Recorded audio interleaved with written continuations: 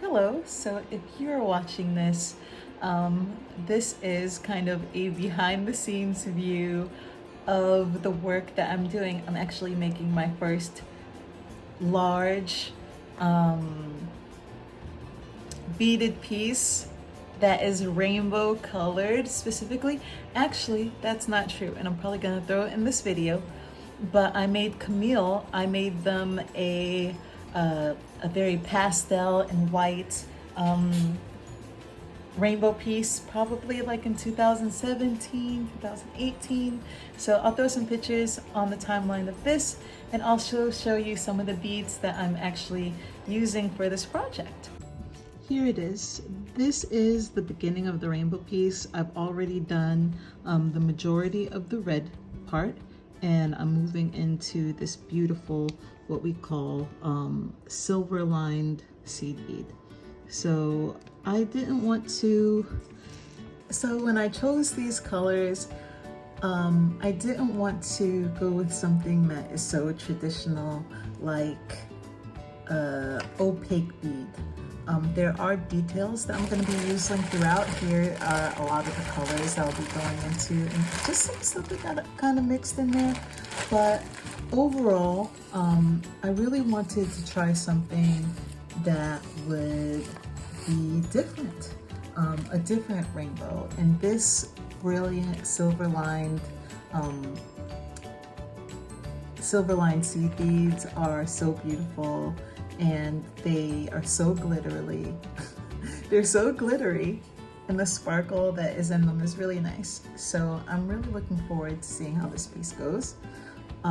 And when it gets some more flavor to it, I'll show you how it progresses. I am still working on this rainbow colored piece. I have moved into the oranges, and you see this beautiful sparkly silver lined orange bead is absolutely gorgeous, and it's already like glistening. So I'm wearing an opaque beaded piece, and you could see the difference between how this shines being translucent and silver lined, which gives us the shine, versus this piece that's opaque and really doesn't catch the light like these beads do. I'm also using these, they're almost done, and they're kind of hard to see, but they are a pearly orange bead that I'm going to be using as like a detailing bead. So I'm definitely using this for small details, because the majority of this piece is going to be made with translucent beads. I didn't have as many detailing beads, which aren't what I consider like structural aspects of my work. I didn't have as many of those as I like, so I had to go digging through my bead stash to find these, which are kind of like literally like my last strand. And this used to be about 6 strings altogether. This is my last strand of orange beads that are also silver lined, in their size 8s. And these are my last ones. So I'm excited that I was able to find them, because they really are the missing touch that helps me create the type of things I create. So yeah, we are on to orange now, and red, orange, and I believe the next in the rainbow order is yellow. So when gets time for us to move on to the yellow beads, I'll make sure I'll share those as well. Peace. Hello, it's me again, and you are with me because let's start this over. So I have moved on to the next part of my rainbow necklace, and now I'm on to yellow. And something about this yellow makes me just kind of crazy. It's so bright, it's so beautiful, and here it is. It's just this brilliant, sparkly, dark, golden, silver line yellow, and it is just, I really think it's going to be the icing on the cake. There's so many beautiful colors that are going into this. Oh, like I was saying, there are so many absolutely beautiful colors that are going into this piece, and I'm really excited because I think I've never done a piece that was almost entirely made of silver lined beads, so I'm just really excited to see how it's going to turn out. Here is how it's looking so far, a little sneak peek. I don't want to give too much away, but by the time you're seeing this, the piece will be finished, or you have bought this piece and that's why you're watching this video, to see about the process of making it. So for detailing, I'm using these opaque, which means the opposite of translucent is opaque. I'm using these opaque yellow seed beads, and it's really just so complimentary. It breaks up the contrast. It creates contrast that I think is really beautiful. So I am excited to continue this piece, and stay tuned for the next part of like this a million part video. Okay, peace. Hello, it's me. I mean, if you've been watching this video so far, you already know who I am. So I am on to the next part of my necklace, which is green. This beautiful shimmery lime green is the next color in the rainbow piece. I'm using a few different detail beads, like these lovely shades of green. This one is a little darker, more emerald, and this one is slightly more like sea green, I might call it. I don't really know. So this is how the piece is coming along. A little preview. The color is so pretty, and I'm just kind of working along as I go. So now we're on to green, and this should be hopefully finished in about another week and a half, maybe 2 weeks. I've probably worked about 20 hours on this piece so far. I love how it's turning out. I think I'm going to have it be diamond shaped instead of a full-on cape, or a long descending middle. I'm really not sure yet what it's gonna look like, but I'm excited to see how it turns out. Okay, bye. So we're moving along.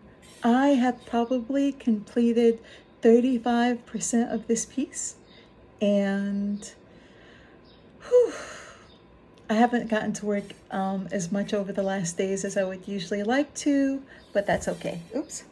So now I am on to blue for this next part of this piece. And for some reason, I can't find more of these.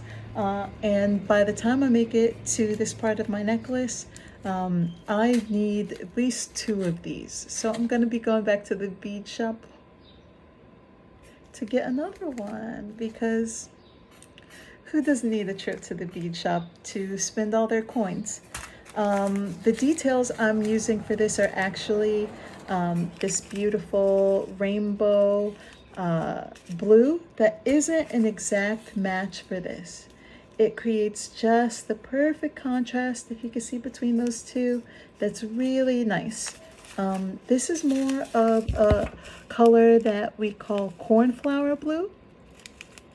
And I really like cornflower blue for some reason. I think it's called. It's really pretty to me. It's an almost periwinkle, which is probably how I would describe it, an almost periwinkle color. But yeah, so we are moving quite a bit along. This is how the piece is looking so far. I love the way the piece is just developing, and the transitions of the colors are really nice. I think I'm going to make 2 of these. This one I think is going to be all in a Lotus design, so it's going to be full coverage. And I think I want to make another one that's like a star seed design, which is these star shaped, very pointy pieces like the one I'm wearing today. It's actually really blending in with my dress, so you really can't see the details, but take my word for it. So yeah, that's my update for where we are in the process for adding the blue. And I can't wait for you all to see how this piece comes out.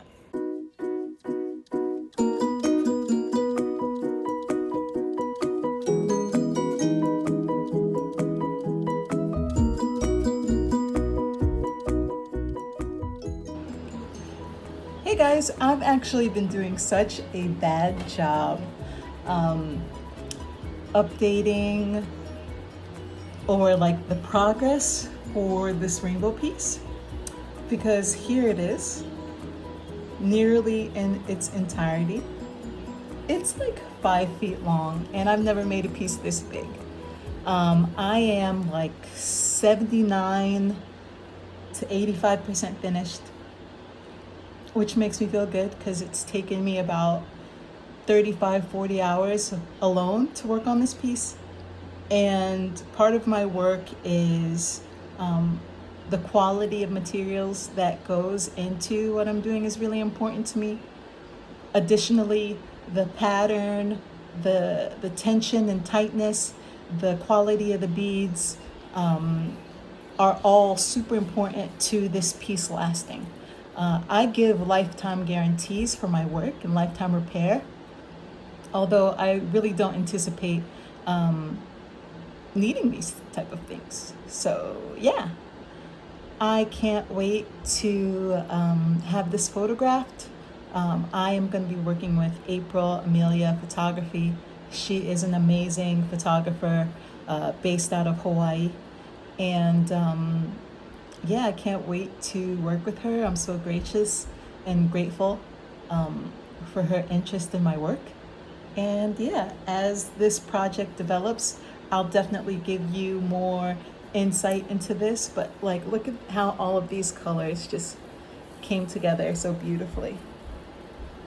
I know, I know, I know.